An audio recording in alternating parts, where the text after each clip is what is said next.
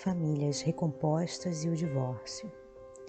Há em o Novo Testamento uma rica passagem na qual Jesus, provocado pelos fariseus, é chamado a responder sobre se é lícito ao homem repudiar sua mulher.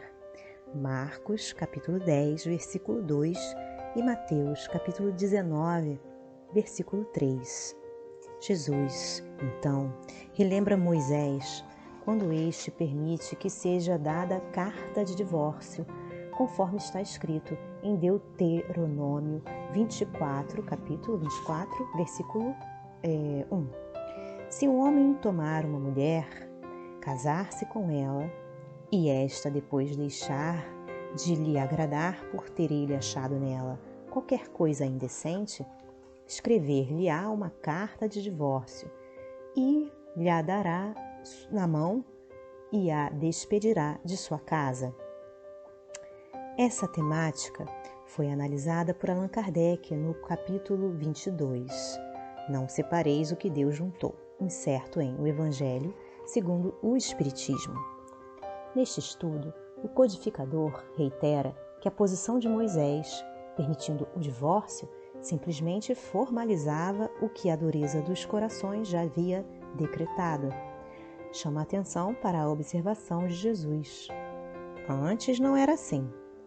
Referindo-se ao tempo primeiro, quando o egoísmo ainda não imperava nas relações, possivelmente aparado pela sexualidade de mesmo calibre. O que não é passível de ser separado é aquilo que está unido pelo companheirismo, pelo afeto, pelo respeito. Necessário refletir sobre o último versículo de Mateus neste item, capítulo 19, versículo 12. Porque há inúmeros eunucos, guardião castrado de um harém, homem estéril ou impotente para o coito. Inúmeros eunucos que nasceram assim, e há eunucos que pelos homens foram feitos tais, e outros há que a si mesmos se fizeram eunucos por causa do reino dos céus. Quem puder aceitar isso, aceite-o. Parece-nos que estamos tratando com uma imagem que usa como exemplo o que há de mais material, mais físico no casamento, o sexo. Ele trata do eunuco, aquele que vive limitações de ordem sexual, em 3 níveis diferentes. No primeiro, informa que há criaturas que reencarnaram com as limitações na área. No segundo, deixa claro que as limitações foram adquiridas ao longo das escolhas feitas nas relações humanas.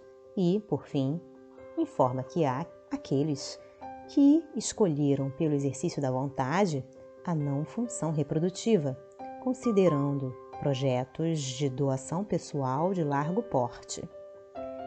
A esmagadora maioria das criaturas encarnadas habita as 2 primeiras faixas ou traz consigo as limitações para aprender a conviver com elas na atual reencarnação, visando a sua superação, ou está criando para si novas questões, visto que não conseguem lidar com as emoções que transbordam na área da sexualidade.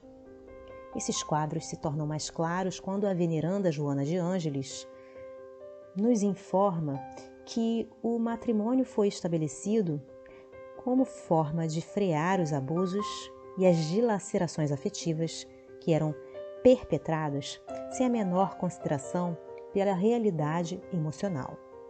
A benfeitora completará escrevendo que a ausência de dignidade nos casamentos conspirava contra o equilíbrio e a ordem social. O matrimônio passou a direcionar melhor as uniões físicas, desde que, concomitantemente, existissem os compromissos afetivos. Realça, ao longo de seu texto, que o matrimônio é uma instituição humana que serve para atender aos mais diversos interesses ao longo da história. Os historiadores da família, como Turquenix, 2012, apresentam a mesma linha de argumentos quando descrevem as etapas históricas do casamento. Esse autor inicia sua narrativa aqui sintetizada com os esforços da Reforma Protestante, quando lembra as palavras de Filipe Ariès sobre o assunto. Assim, o individualismo e o foro íntimo estão no âmago da teologia reformada, visto que a Reforma preconizava a oração individual e o exame de livre consciência, em contraponto aos rituais públicos da tradição católica romana, escreve Turquenix. A Reforma deixava de considerar o casamento como um sacramento, ou seja, um mistério poético que via na união dos cônjuges a presença da própria criação. O pensamento da Reforma, mais prático, considerava uma vocação leiga que devia ser regulada pelo bom senso. Só poderia ser contraído por dois adultos responsáveis. E, se originasse muito conflito e desentendimento, admitia-se o divórcio. Já não era mais a prece, mas a regulação moral da vida laica que vinculava o crente com Deus. Não tardou e tivemos a chamada Contra-Reforma, que culminou na convocação do Concílio de Trento, em 1545, e durou até 1563.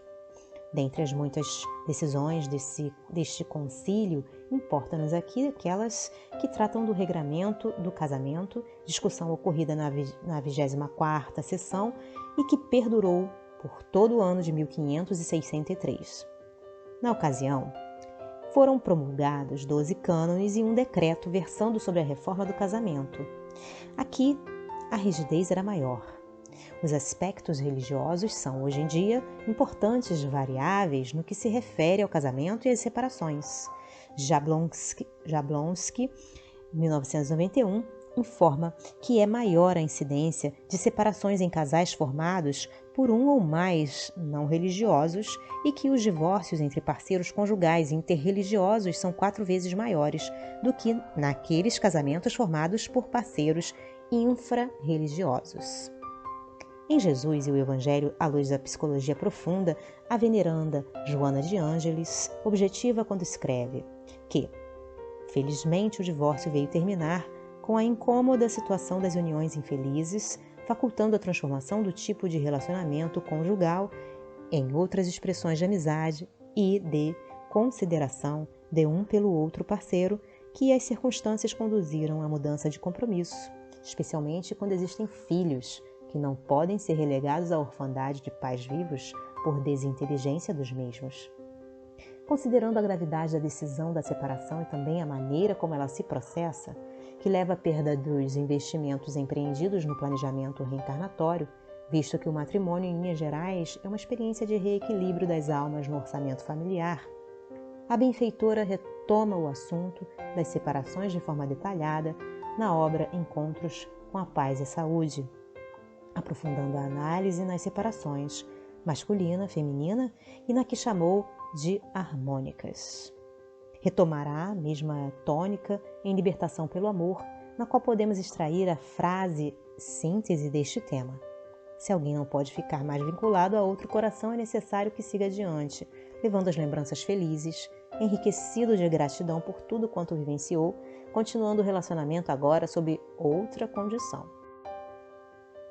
Logo, ao retomarmos o tema da família recomposta, o faremos com a visão mais dilatada em torno das questões reencarnatórias que envolvem os matrimônios.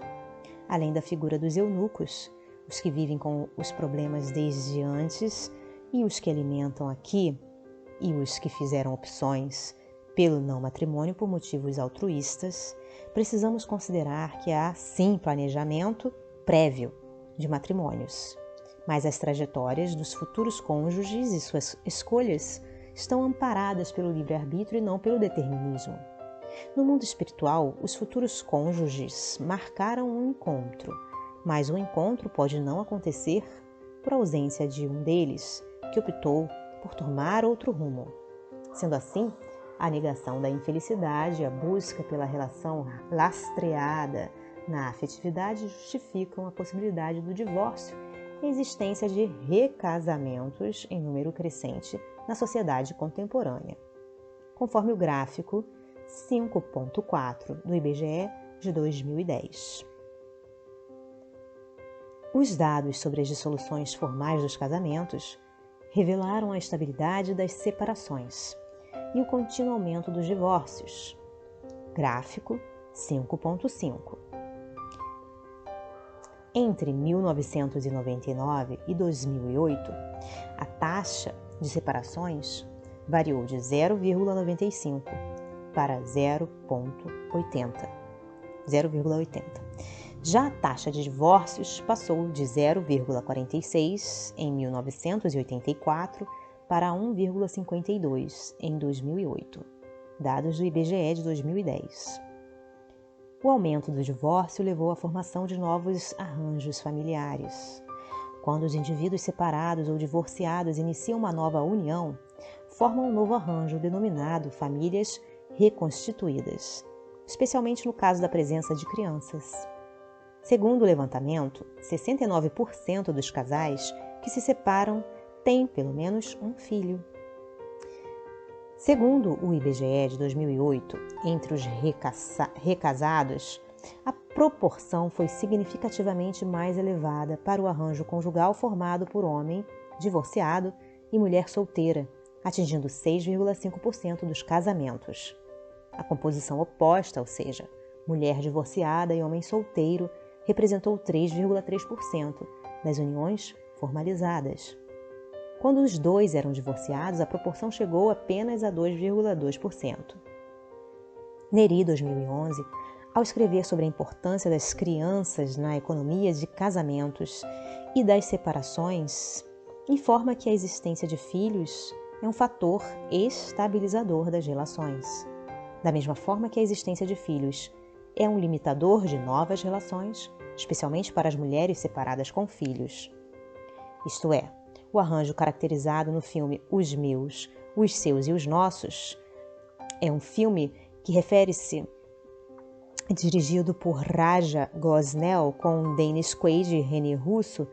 Frank Beardsley, ou Dennis Quaid, é um viúvo que tem 8 filhos. Ele reencontra Ellen North, ou René Russo, sua namorada na adolescência 30 anos antes. Ellen também é viúva e tem 10 filhos. Sem somar os filhos de ambos, eles decidem se casar. Bom, nesse filme, o arranjo caracterizado nesse filme seria mais vulnerável do que os de relações, quando os filhos naturais convivem com ambos os pais. Os dados apresentados anteriormente merecem de nós análise sob o ponto de vista socioeconômico, mas também espiritual. Há uma crescente taxa de separações e divórcio. Isso demonstra uma insatisfação com o modelo vivido de casamento, por diversos motivos. Isso não significa que seja diferente de antes. Antes, é possível imaginar que exista a insatisfação sem a possibilidade da separação. Afinal, dizia-se que o casamento era para sempre.